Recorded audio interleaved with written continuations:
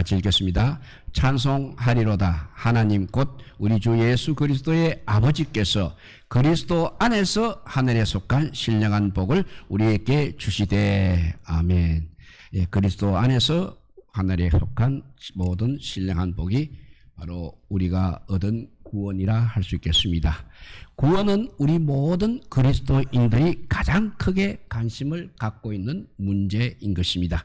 그래서 우리들은 구원과 관련된 언급에 대해서는 매우 민감하게 반응을 하고 있습니다. 구원의 복됨과 구원의 영광스러움을 말합니다. 그리고 그 구원의 위에 경고히 우리가 서도록 권하는 것이든, 반대로 구원받지 못한 자의 비참한 상태를 밝히며 자기 구원을 점검해야 한다고 촉구하는 말이든 둘 다 마찬가지입니다. 물론 구원에 대한 관심이 거의 없는 사람들도 있습니다. 그들은 교회 안에 있다 하더라도 성경과 하나님을 믿지 않는 불신자들이라고 해도 과언이 아닌 것입니다.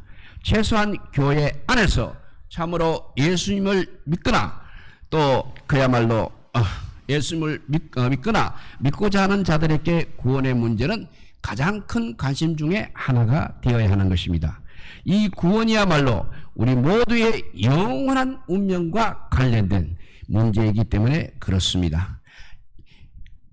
성경이 말하는 구원은 단순히 천국이라는 좋은 곳에 가는 것, 또 영원한 영광으로 들어가는 것만을 의미하지 않습니다. 성경은 그에 앞서서 우리 죄에 대한 하나님의 진노, 하나님의 심판, 그리고 영원한 형벌을 우리에게 말해주고 있습니다. 구원은 무엇보다도 이런 끔찍한 죄와 형벌로부터 우리를 건져주는 것입니다. 그러므로 죄 있는 우리에게 구원의 문제는 그야말로 사활이 걸린 일일 수밖에 없을 것입니다. 기독교회는 1세기 사도들로부터 지금까지 이토록 중요한 구원의 길을 복음, 즉 복된 소식으로 전해 주었습니다. 이 땅에 오신 하나님의 아들 예수 그리스도 안에 구원의 길이 있다는 그 복음은 언제나 교회가 전하는 메시지의 항상 핵심이었습니다. 하지만 이 땅에서 복음을 믿어 구원을 얻었다고 해도 우리는 죽음 이후에야 온전하고 확실한 구원의 상태를 갖게 되는 것입니다. 그래서 이 땅을 사는 우리들은 구원과 관련된 많은 질문과 많은 의심, 그리고 많은 회의에서 항상 시달릴 수 있다는 것입니다. 실제로 사도시대부터 지금 2000년에 이르는 지난 교회의 역사 속에는 구원의 문제로 많은 혼란이 있었습니다. 그에 따라 구원에 대한 여러 주장들이 나왔습니다. 그 주장들은 다양할 뿐만 아니라 서로 모순되는 경우도 많이 있었습니다. 그로 인하여 오히려 교회들이 많이 나누어지기도 했습니다. 이러한 혼란은 사도들의 죽음 위에 한두 세기가 지난 뒤부터 심화되었다가 중세에 이르러서는 그야말로 극에 달하였습니다. 16세기의 혼란을 바로잡고자 종교개혁이 일어났습니다. 그렇지만 종교개혁의 뒤를 따르는 개혁교회들 안에서도 구원에 대한 혼란은 계속 발생하였습니다. 그 안에서 또 여러 이단들이 파생되기까지 하였습니다. 그리고 아직도 교회 안에는 다양한 구원관들이 주장되고 유포되고 있는 것입니다. 구원 문제에 대해 혼란에 빠져있는 이 교회의 현실에 특히 염려스러운 사실은 대부분의 교회들과 성도들이 구원을 그냥 자기 개인적이고 주관적인 차원에서 생각하고 있다는 점입니다. 종교 개혁 때부터 개인의 구원을 많이 강조하다 보니까 이것이 이제 지나쳐서 개신교 안에 개인주의적인 구원관이 뿌리를 내린 것입니다. 그저 나의 구원만을 생각합니다. 또 나의 구원에 대한 메시지만 소위 은혜를 받았다고 하는 경향이 오늘 우리 그리스도인들 사이에 보편화되고 있습니다. 이로 말미암아 많은 성도들이 구원을 그냥 나의 현재와 나의 장래의 상태에 대한 문제로만 축소시켜 생각을 하고 있습니다. 나에게 구원을 증명할 무엇이 있는가? 나는 과연 구원을 얻었는가 하는 문제에만 마음을 쏟고 있다는 것입니다. 그래서 어떤 사람들은 자기에게 있었던 어떤 전환적이라고 할 만한 특별한 경험을 구원의 기준으로 말하면서 다른 사람의 구원을 판단하거나 또 성경에서 벗어난 지극히 주관적이고 편협한 구원가를 형성하고 있는 것입니다. 이해로 많은 사람들이 구원을 주시고 이루시는 성부, 성자, 성령 삼위 하나님과 하나님의 구원 사역과 함께 강조되어야 할 하나님의 나라, 그리고 구원받은 자들의 모임인 교회, 이런 것들에 대해 소홀하고 무지한 것입니다. 그저 개인의 구원과 개인의 회심만 중요하지 그 이상은 신경 쓰고 싶어 하지 않고 있다는 것입니다. 이런 배경 아래서 우리는 성경이 말하는 구원, 1세기 사도들이 전하여 주었던 구원에 대한 내용을 차근차근 알아갈 필요가 있는 것입니다. 우리는 크게 세 가지의 분명한 목적을 가지고 이 중대하고도 혼란스러운 구원 문제를 살펴보도록 하겠습니다. 첫째입니다. 우리는 예수 그리스도 안에서 얻는 구원이 객관적이고 또 우주적인 구원이라는 사실을 항상 주목해야 합니다. 구원에서부터 예언되어서 구약에서부터 예언되어 이제 신약의 복음서들과 사도들의 서신들에서 그 성취가 선포된 구원은 개인적이고 주관적인 문제를 훨씬 넘어서는 것입니다. 그래서 하나님의 아들 예수 그리스도 안에 있는 객관적이고 우주적인 구원이 되었던 것입니다. 물론 우리 개인이 그 안에서 구원을 얻고 있습니다. 그렇지만 성경이 말하는 구원은 항상 그 이상이라는 것입니다. 성경은 타락해 절망에 빠진 이 세상을 위해서 하나님께서 이루시는 객관적인 구원과 그러한 하나님의 역사로 인해서 궁극적으로 온 우주와 다른 피조물들까지 죄의 속박에서 해방되는 우주적인 구원, 이 두 가지 객관적인 구원과 우주적인 구원을 성경에서는 말하고 있다는 것입니다. 우리가 구원에 대한 성경의 이 가르침을 살피는 첫 번째 목적은 바로 우리 개인에 앞서서 온 세상을 위한 객관적이고 우주적인 구원을 이루시는 하나님의 역사를 우리가 먼저 주목해야 한다는 사실입니다. 또 구원에 대한 성경적인 가르침을 살피는 두 번째 목적은 객관적이고 이렇게 우주적인 구원의 역사 속에서 포함된 우리 개인의 또 구원도 확인해야 하는 것입니다. 이는 한편으로 하나님께서 우리에게 허락하신 구원을 견고하게 하는 일이기도 하고 다른 한편에는 우리 믿음을 시험해서 항상 확정하는 일이기도 한 것입니다. 먼저 1세기의 사도들의 구원에 대한 가르침에도 이러한 양면이 항상 있었습니다. 먼저 베드로는 그의 편지를 통해서 1세기 당시 그리스도인들의 부르심과 택하심, 곧 구원을 굳게 하고자 했습니다. 사도 요한도 역시 하나님의 아들을 믿는 믿음을 가지고 있음에도 구원을 받았다는 사실을 확신하지 못하고 있는 자들을 위해서 요한일서 5장 13절에 너희에게 영생이 있음을 알게 하려 함이라고 그렇게 편지를 했던 것입니다. 이와 같은 맥락에서 오늘 설교를 통해서 구원에 대해 살피는 것도 우리가 받은 구원을 견고하게 하기 위함인 것입니다. 구원에 대한 성경의 가르침을 살핀다는 것은 이미 얻은 구원을 굳게 합니다. 그리고 동시에 우리의 구원을 이제 시험해 보아야 하는 일이 되는 것입니다. 말씀 앞에서 내가 과연 믿음 안에 있는가, 그리스도께서 내 안에 계신가 하고 질문함으로써 스스로를 시험해서 자신이 정말 구원을 받았는가를 항상 점검해 보아야 한다는 것입니다. 성도들에게는 자신의 구원을 시험하는 말씀이 꼭 필요한 것입니다. 구원을 시험하는 말씀 앞에서 회심을 경험하기도 합니다. 그리고 예수 그리스도를 믿는다고 하면서도 주관적이고 자기 중심적인 수준에 머물러 있던 신앙에서 이제 벗어나 영광스럽고 복된 구원을 확고히 하는 기회를 얻기도 하는 것입니다. 모든 그리스도인들은 자신의 구원을 항상 시험해 보아야 하는 것입니다. 그렇게 시험해 봄으로써 거짓된 구원을 추구하고 있는 자는 이제 바른 구원으로 나와야 하고, 이미 구원받은 자는 자신이 받은 구원을 이제는 더욱 견고하게 해야 한다는 것입니다. 이렇게 구원이 객관적이고 우주적인 구원이라는 것을 중복해야 되고, 또 우리 개인의 구원도 날마다 시험을 통해서 확인해야 됩니다. 이제 세 번째, 구원에 대한 성경의 가르침을 살피는 세 번째 목적은 이제 잘못된 구원관을 이제 분별할 수 있어야 한다는 것입니다. 사도들은 1세기 성도들에게 구원에 대해서 가르칠 때 앞서의 목적들뿐만 아니라 다양한 형태의 각가지 잘못된 구원관들을 바로잡기 위한 목적 또한 가지고 있었다는 것입니다. 예컨대 갈라디아 교회에 스며든 율법주의 등을 경계하려 했던 것입니다. 우리 역시 오늘날의 영적 현실 속에는 왜곡되고 그리고 치우친 구원관들을 밝히고 앞으로도 얼마든지 있을 수 있는 그런 유혹을 경계할 필요가 있는 것입니다. 잘못된 구원관은 극단으로 치우친 이단들로부터 시작합니다. 그래서 가톨릭 교회라든지 복음주의 교회들, 심지어 나름 개혁주의를 따른다고 자처하는 사람들 안에서도 잘못된 구원은 얼마든지 발견되는 것입니다. 왜곡된 구원관이 오늘날 교회 안에서 말씀을 가르치는 자들에 의해서 강범하게 주장이 되고 있다는 것입니다. 사실 설교자들이 구원에 대해서 조금씩 다르게 설명을 하는 일은 있을 수 있는 것입니다.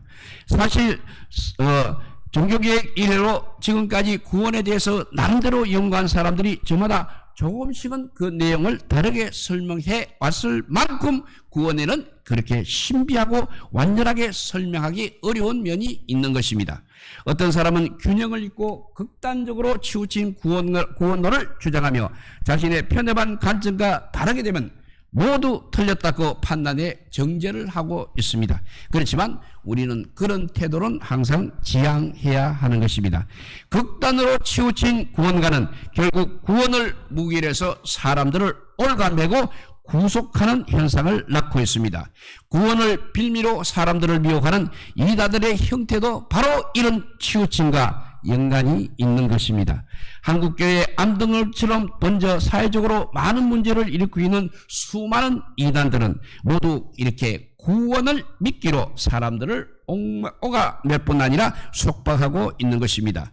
우리는 사도들의 가르침을 따라서 구원을 객관적이고 주관적인 차원에서 보기 이전에 개인적이고 주관적인 차원에서 보기 이전에 먼저 객관적이고 우주적인 구원의 영광과 그리고 복됨을 이해하는 것 위해서 우리 개인의 구원 그리고 이와 관련된 두 가지 차원, 우리의 믿음을 굳게 하는 일, 그리고 우리가 가진 믿음과 구원을 시험해서 우리 자신을 바로 세우는 일을 해야 할 것입니다. 여기에 뒤따라 오늘날 우리의 현실 속에서 유포되어 있는 잘못된 구원관에 의해 혼란에 빠지거나 유혹을 당하지 않도록 밝히는 일을 해야 한다는 것입니다. 우리는 구원에 대한 성경의 풍성한 진리를 본격적으로 다루기에 앞서서 또 한 가지 짚고 넘어가야 할 것이 있습니다. 그것은 뭐냐면 성경이 말하는 구원이 누구에게 해당하는지에 대한 문제가 되겠습니다. 좀 더 자세히 말하면 구원을 교회 안에 있는 모든 사람들에게 해당되는 것으로 여길 것인가, 아니면 교회 안에는 있지만 아직 회심 여부가 분명하지 않은 사람들에게는 해당되지 않는 것으로 여길 것인가 하는 문제인 것입니다. 어떤 목사님은 회중 가운데 회심하지 않는 사람이 있더라도 자신은 그들을 구원이라는 강을 건넌 사람으로 보고 하나님께서 행하신 일들을 설교한다고 말했습니다. 그러면서 그들에게도 하나님의 역사가 있기를 원한다고 했습니다. 이런 입장에 대해 어떤 사람들은 그것은 인간 중심적인 말씀 전파라고 지적하며 철저하게 의심 여부를 따져 회심하지 않은 자에게는 그들에게 맞는 설교를 해야 한다고 주장하기도 하는 것입니다. 후자의 문제 제기는 오늘날 우리의 영적 현실에 꼭 필요한 지적이라고 할 수 있는 것입니다. 실제로 많은 목회자가 교회 안에 모여든 사람들을 다 예수 믿는 사람, 다 구원받은 사람으로 생각하고 말씀을 전하고 있는 것입니다. 그렇다 보니 오랫동안 교회를 다니면서 자신의 구원 또는 자신의 회심에 대해서 진지하게 확인해보지 않은 채 적당히 신앙생활을 하는 사람들이 너무나 많아지고 있는 것입니다. 교회에 나와 앉아있으면 그것으로 대충 구원받은 자로 여기는 분위기로 인해서 교회 안에 성도 행실을 하는 가짜 성도들, 거짓되고 잘못된 구원으로 자신과 타인을 기만하는 그런 성도들이 많이 늘어났다는 것입니다. 열심히 예배당을 오가며 이런저런 봉사를 하고 직분을 얻은 것을 가지고 스스로 구원 얻은 자로 그렇게 여기는 것은 비성경적이고 이상한 형태의 신앙인 것입니다. 성경이 말하는 구원은 우리의 인식상의 문제뿐만 아니라 확실한 근거를 가지고 실제적이고 영원한 전환을 갖는 것입니다. 그럼에도 불구하고 오늘날 우리는 교회 안에서조차 이 문제를 진지하게 생각하지 않고 있습니다. 그냥 적당히 넘어가는 안타까운 현실을 우리가 경험하고 있는 것입니다. 물론 앞에서 말한 목사님들이 교회 안에 있는 사람들의 구원 문제를 진지하게 고려하지 않았다는 것은 아닐 것입니다. 다만 그분은 목사는 성도들의 구원을 좌우하는 자가 아님을 알고 그저 말씀 증거 속에서 하나님께서 일하실 것에 의지해 회중을 하나님이 구원의 대상으로 삼으신 성도로 여기며 말씀을 전하는 것입니다. 그러한 태도는 일면 긍정할 만한 것입니다. 왜냐하면 회중을 회심하다고 보든 아니면 그 반대이든 회심의 결정적인 역사는 설교자의 몫이 아니기 때문에 그렇다는 것입니다. 우리의 구원에서 설교자의 판단력보다 더욱 결정적인 것은 바로 그 모든 것을 통하여서 회심케 하시는 하나님의 주권적인 역사인 것입니다. 우리의 현실을 고려할 때 확 회심하지 않은 사람들에게 자신의 상태를 명확히 분별할 수 있는 말씀이 필요하기는 합니다. 그렇지만 이러한 태도와 관점에도 조심해야 할 부분이 있는 것입니다. 그런 태도는 자칫 이미 구원을 받은 사람들까지도 구원 그리고 회심의 문제에 계속 집착하고 얽매이게 하거나 지나치게 엄격하고 율법적인 구원관을 갖게 할 수 있기 때문에 그렇습니다. 즉 신약의 사도들이 진리를 전함으로써 구원을 의심하며 확신하지 못하는 성도들을 굳게 하려 했던 것과는 달리 오히려 성도들의 구원의 확신에 거하지 못하고 의심하게 만들고 결국은 더 깊은 심체라든지 절망에 빠뜨리는 잘못도 역시 범할 수가 있다는 것입니다. 그러므로 구원 또는 회심의 열매와 증거에 지나치게 집착한다는 것은 구원 문제를 가볍게 취급하는 것도 못지않게 또 우리가 역시 그것도 경계해야 할 태도인 것입니다. 열매라는 것은 점점 영그러가는 특성을 가지고 있는 것입니다. 그렇기 때문에 시간을 두고 지켜보지 않고 당장의 모습만으로 구원의 열매를 판단하는 일은 늘 오판의 위험이 있는 것입니다. 설교자가 구원 또는 회심 여부를 판단하다가 결국 하나님 대신에 구원의 심판자 역할까지 범하는 잘못에 빠질 수도 있다는 것입니다. 회심을 강조하는 것은 분명히 성경적인 것입니다. 하지만 회심을 강조하는 사람들 중에는 극단에 치우친 자들이 일부 있다는 것입니다. 그들은 회심의 열매라는 잣대로 사람들을 판단해서 그의 회중 전부를 회심하지 않는 사람으로 규정하고 회심 추구에만 몰두하게 만들기도 한다는 것입니다. 그러나 무조건 엄격한 기준 아래서 회심 문제에만 창념하도록 한다고 해서 구원을 얻고 구원의 은혜를 더 깊이 누리게 되는 것은 아닌 것입니다. 극단으로 치우친 것은 오히려 성경이 말하는 구원과 믿음에서 멀어진 상태에 이르게 할 뿐인 것입니다.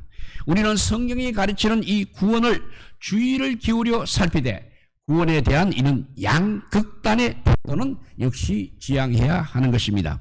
구원에 대한 말씀을 바르게 살필 때 받은 사람들은 믿음과 확신이 더욱 견고해질 것입니다. 다른 한편으로 그릇된 지식과 착각으로 자신의 구원을 헛되이 확신하고 있는 사람들은 반드시 자신을 시험하고 스스로의 상태를 자각해서 참된 구원으로 나오게 되어야 하는 것입니다.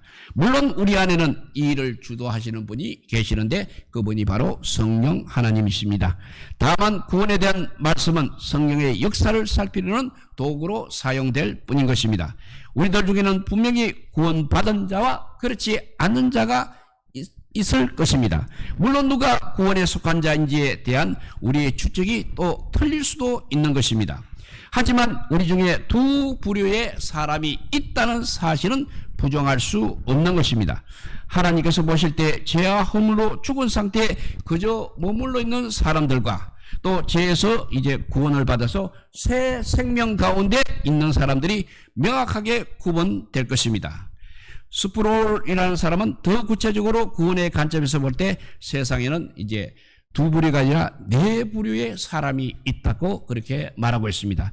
그 첫 번째 부류는 구원을 받았고 구원받은 사실을 알고 있는 사람들입니다. 그들은 구원을 받았을 뿐만 아니라 자신이 은혜의 상태에 있다는 사실까지 확신하는 사람들입니다. 물론 잠시 죄책감을 가져 어려움을 겪기도 합니다. 그렇지만 그러한 의심 중에도 주님께서 능히 지키실 줄을 확신하는 사람들이 교회 안에 분명히 존재하고 있는 것입니다. 이렇게 구원을 받았고 그 사실을 아는 사람이 첫 번째 부류라면, 두 번째 부류는 구원을 받았지만 그 사실을 모르고 있는 사람들이 있는 것입니다. 즉 은혜의 상태에 있음에도 자신의 구원을 온전히 확신하지 못하고 있는 사람들입니다. 그들은 신앙생활에서 많은 문제와 오해와 혼란에 부딪히는 것입니다. 그들은 주로 극심한 회심 사건, 또 그런 체험이 없다는 것 때문에 또 자기 자신이나 타인이 인정만 한 구원의 증거라든지 구원의 열매가 없다는 이유로 구원을 받았지만 구원을 확신하지 못하고 있는 것입니다. 구원파 이단들은 구원받은 날짜라든지 시간과 장소를 알아야만 진짜 구원받은 것이라고 말하고 있습니다. 복음주의와 개혁주의 안에도 이런저런 열매가 확인되기까지는 구원받은 것으로 취급하지 않는 사람들이 있는 것입니다. 이런 식의 극단적인 주장은 교회 안에 두 번째 부류에 소속한 사람들이 실제로 있다는 사실을 간과한 데서 비롯되는 것입니다. 물론 구원받은 날짜나 시간을 정확하게 말할 수 있는 사람이 있을 수도 있을 것입니다. 그리고 모든 예수 믿는 사람들에게는 결국 어떤 증거와 열매가 있게 되는 것 또한 사실인 것입니다. 그러나 성경은 참된 은혜의 상태에 있음에도 그것을 모르는 자가 있을 수 있음을 말해주고 있습니다. 이 때문에 스프로는 회심과 회심의 경험을 구별할 필요가 있다고 말하고 있는 것입니다. 우리의 영혼 안에 이루어진 하나님의 사역과 우리가 인식하는 회심의 경험이 일치되지 않을 수 있다는 것입니다. 구원받은 자도 자신 안에 일어난 신비로운 역사를 정확하게 감지하지 못함으로써 확신하지 못할 수도 있는 것입니다. 이렇게 첫 번째 부류는 구원을 받았고 그것을 아는 사람, 두 번째는 구원을 받았지만 그 사실을 잘 모르고 있는 사람, 이제 세 번째입니다. 세 번째 부류는 구원받지 못했고, 앞에는 구원받았는데 구원받지 못했고 구원받지 못한 그 사실을 알고 있는 사람들입니다. 그들은 자신이 하나님께로부터 멀고 심판을 받을 상태에 있음을 알고도 제약 상태에 그대로 머물러 있을 뿐만 아니라 자신과 같은 행악자들이 오히려 옳다 하는 사람들입니다.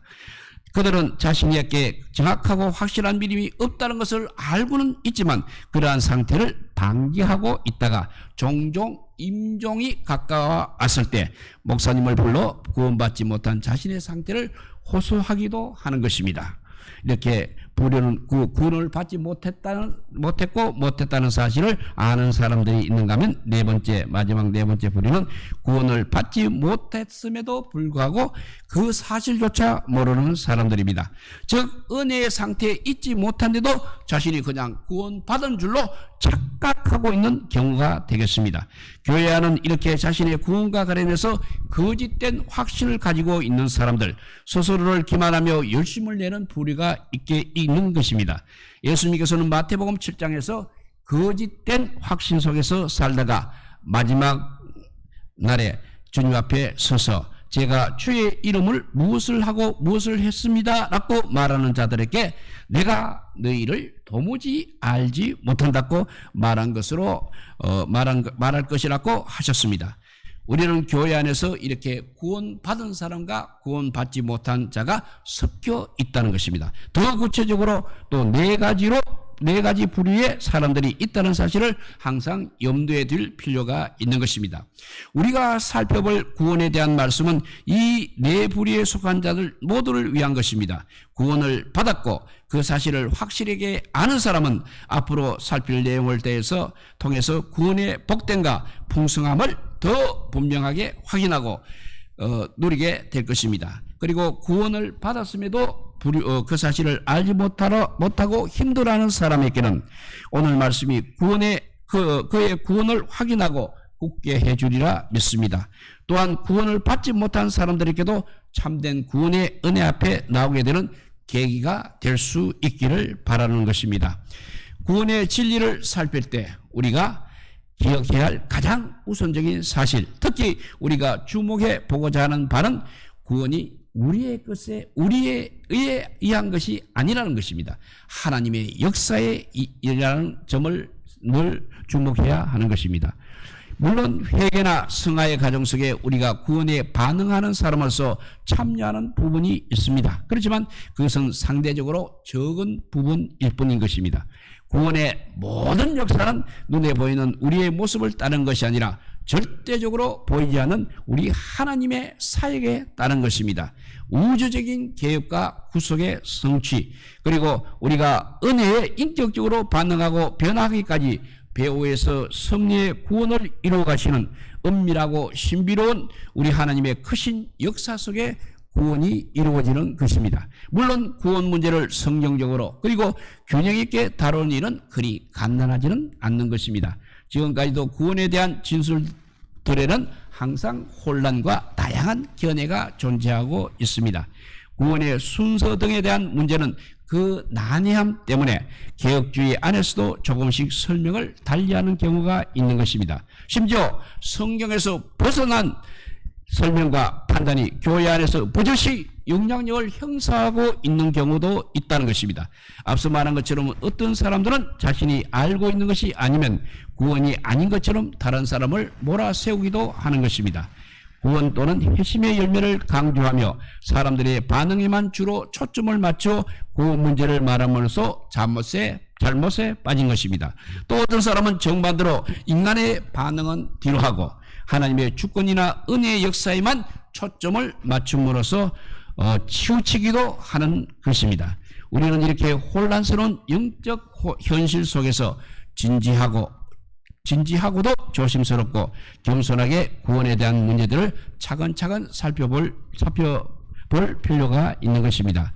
우리 또한 사도들이 의도했던 앞에 세 가지 목적을 의식하며 성경이 말하는 참된 구원을 신중하게 알아가고 이루는 길로 나아가야 할 것입니다. 구원은 우리 영혼에 영원한 운명이 걸린 매우 절박한 문제인 것은 확실합니다. 지금도 수많은 사람들이 구원을 믿기로 미혹하고 속박하는 가르침을 유포하고 있습니다. 그리고 많은 사람들이 불량하게 이에 빠져서 그릇된 신앙과 확신을 가지고 신앙생활을 하고 있는 것입니다. 이 혼란한 시대에 우리가 성경이 말한 데까지, 계시의 말씀이 알려주는 데까지 신중하게 항상 살펴보고 알므로써 진리를 통해서 사도들이 목적했던 바를 이룰 수 있기를 소원합니다. 무엇보다도 구원에 대해 살필 때 우리 마음이 항상 하나님께만 집중하면 좋겠습니다. 그리고 구원하시는 하나님을 향한 우리 안에서의 반응이 생생해지기를 소망합니다. 구원을 위한 하나님이 일하심을 알아감으로써 우리의 존재와 삶에 항상 하나님의 중심성이 굳게 세워지고 더욱 분명하게 드러나기를 간절히 바랍니다. 하나님께서 우리에게 주신 그 견고한 구원이 우리의 존재와 삶에서 날마다 더욱 밝게 빛나기를 진심으로 축복드립니다. 기도하겠습니다.